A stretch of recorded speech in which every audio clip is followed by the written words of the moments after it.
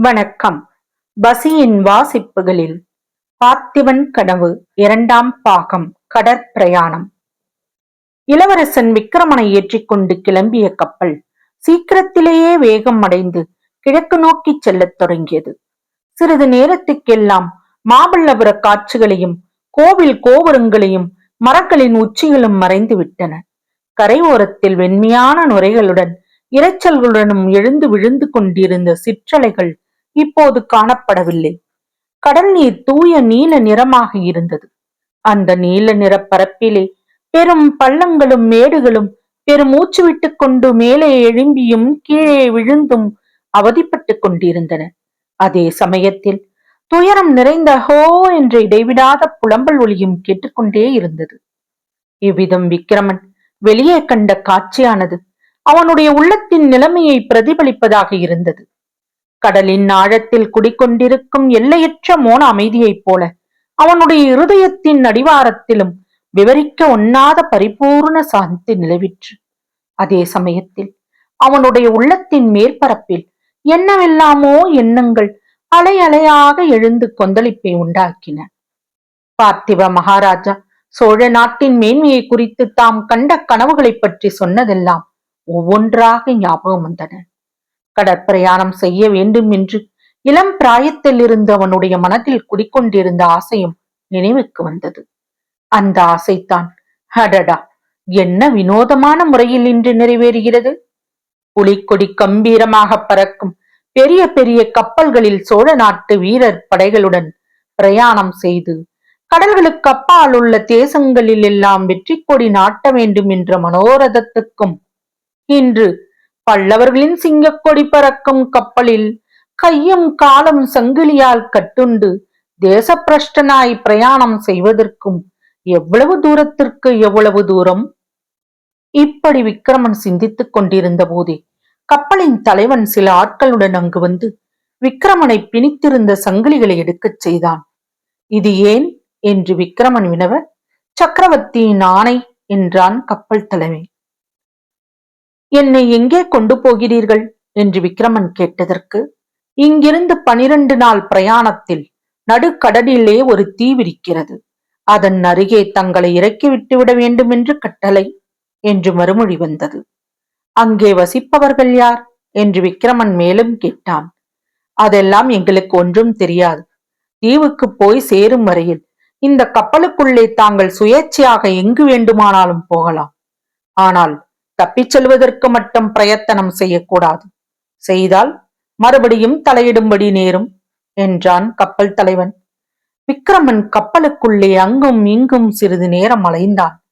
மாலுமிகளுடன் பேச்சு கொடுத்து பார்த்ததில் ஒன்றும் பிரயோஜனம் ஏற்படவில்லை. அவர்கள் எல்லோரும் விக்கிரமன் சம்பந்தப்பட்டவரை ஊமைகளாகவே இருந்தனர். பின்னர் கப்பல் மேல்தளத்தின் ஓரமாக அவன் வந்து வானையும் கடலையும் நோக்கிய வண்ணம் முன்போலவே சிந்தனையில் ஆழ்ந்தான். அன்னை அருள்மொழியின் நினைவுதான் எல்லாவற்றிற்கும் முன்னால் நின்றது. அவர் இந்த சமயம் என்ன செய்து கொண்டிருப்பாரோ, என்ன எண்ணிக்கொண்டிருப்பார்? தன்னுடைய முயற்சி நிஷ்பலனாய் போனது பற்றி ஏமாற்றம் அடைந்திருப்பாரா? பல்லவ சக்கரவர்த்தியின் முன்னிலையிலே தான் சிறிதும் பணிந்து போகாமல் பேசிய வீர வார்த்தைகளை கேட்டு பெருமை அடைந்திருப்பாரா? தன்னுடைய பிரிவை குறித்து வருத்தப்படுவாரா?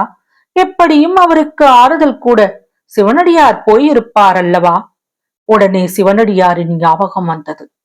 கப்பல் கரையை விட்டு கிளம்பிய தருணத்தில் அந்த பெரியவர் எங்கிருந்தோ வந்து குதித்து தமது திருக்கரத்தை நீட்டி ஆசீர்வாதம் செய்தாரே, அவருக்குத்தான் நம்மிடத்தில் எவ்வளவு அன்பு. சிவனடியாரை பற்றி நினைக்கும் போதே மற்றொரு உருவம் விக்கிரமனுடைய மனக்கண் முன் தோன்றியது. அது ஒரு பெண்ணின் உருவம். முதல் நாள் காஞ்சிபுரத்து வீதியில் பார்த்த அந்த பெண் மறுநாள் மாமல்லபுரத்து கடற்கரைக்கு எப்படி வந்தாள்? அவள் யாராக இருக்கும்? ஆஹா, அவளுடைய கண்கள் தான் எவ்வளவு நீண்டு படர்ந்திருந்தன. அந்த கண்களிலே கண்ணீர் துளித்து நின்ற காரணம் என்ன? தன்னிடத்தில் உள்ள இரக்கத்தினாலா?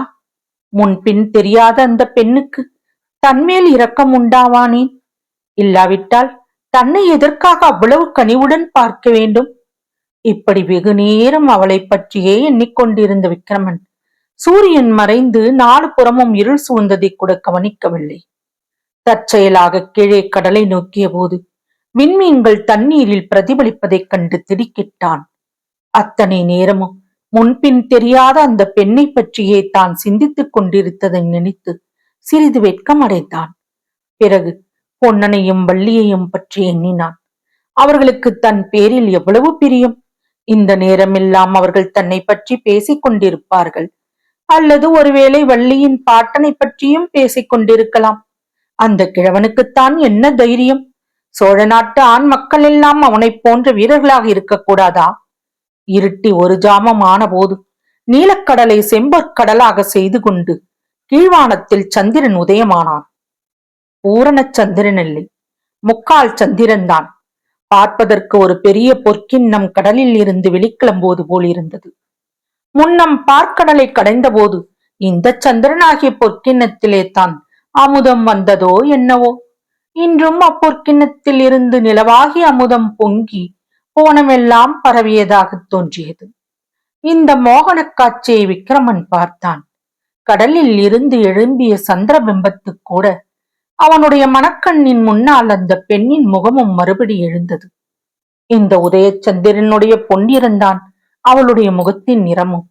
ஆஹா, அது என்ன அழகான முகம் என்ற எண்ணம் அப்போது விக்கிரமனுக்கு முதலாக தோன்றியது. அந்த பொன்முகத்தின் அழகை அதை கவித்திருக்கும் கருங்கூந்தல் எவ்வளவு நன்றாக எடுத்துக்காட்டிற்று! ஆம், நிகரில்லாத சௌந்தரியம் வாய்ந்தவள் அந்த பெண். சித்திரத்திலும் சிலையிலும் கூட அத்தகைய திவ்ய சௌந்தரியத்தை காண்பது அரிதுதான். அவள் யாராக இருக்கும்? 12 தினங்கள் சென்றன. அடிக்கடி குந்தவியை பற்றிய சிந்தனையில் ஆழ்ந்திருந்த விக்கிரமனுக்கு இந்த 12 தினங்கள் போனதே தெரியவில்லை. 13ஆம் நாள் பொழுது விடிந்த பொழுது சூரியோதயமான திசையில் விக்கிரமன் கண்ட காட்சி அவனை ஆச்சரிய கடலில் முழுகடித்தது. ஏனெனில் வழக்கம் போல் சூரியன் சமுத்திரத்திலே இருந்து கிளம்பி ஜோதி பிழம்பாய் மேலே வருவதற்கு பதிலாக பச்சை மரங்களுக்கு பின்னால் உதயமாகி மேலே ஒளிக்கிரணங்களை பரப்பினான். இந்த அபூர்வ காட்சியை பார்த்து கொண்டு விக்கிரமன் நிற்கும் போதே கப்பல் தலைவன் அவனை நெருங்கி, இளவரசே, அதோ தெரிகிறதே, அந்த தீவின் அருகில் தான் தங்களை விட்டுவிடும்படி எங்களுக்கு கட்டளை. தங்களுக்கு நீந்த தெரியும் அல்லவா என்றான். கரைக்கு எவ்வளவு தூரத்தில் விடுவீர்கள்? ரொம்ப தூரத்தில் விடமாட்டோம். ஒத்தாசைக்கு ஒரு மரக்கட்டை போடுவோம். நான் இறங்க மாட்டேன் என்றால் என்ன செய்வீர்கள்? மரக்கட்டையில் கட்டி மிதக்க விட்டுவிடும்படி கட்டளை. தங்களுடைய விருப்பம் என்ன? நானே இறங்கி விடுகிறேன் என்றான் விக்கிரமன். அவ்வாறே கப்பல் இன்னும் சிறிது கரையை நெருங்கியதும் விக்கிரமனை கடலில் இறக்கிவிட்டு ஒரு மரக்கட்டையையும் போட்டார்கள். விக்கிரமன் அதை பிடித்துக் கொண்டு அதிக நேரம் நீந்தியும் சிறிது நேரம் அதன் மேல் உட்கார்ந்து மிதந்தும் கரையை நோக்கி சென்றான். கரையை நெருங்க நெருங்க தூரத்தில் கப்பலில் பார்த்தபோது எறும்பு கூட்டம் மாதிரி காணப்பட்டது. உண்மையில் மனிதர்கள் கூட்டமே என்று தெரிய வந்தது. அந்த மனிதர்கள் யார்? எதற்காக கடற்கரையில் வந்து கூடியிருக்கிறார்கள்? அவர்கள் என்ன பாஷை பேசுவார்கள்? சக்கரவர்த்தி தன்னை இந்த தீவில் விட்டு வரச் சொன்னதின் நோக்கம் என்ன? இப்படி பற்பல எண்ணங்கள் விக்கிரமனுடைய மனத்தில் அலை அலையாக எழுந்தன. தொடரும். வசியின் வாசிப்புகளை சப்ஸ்கிரைப் பண்ணுங்க நண்பர்களே.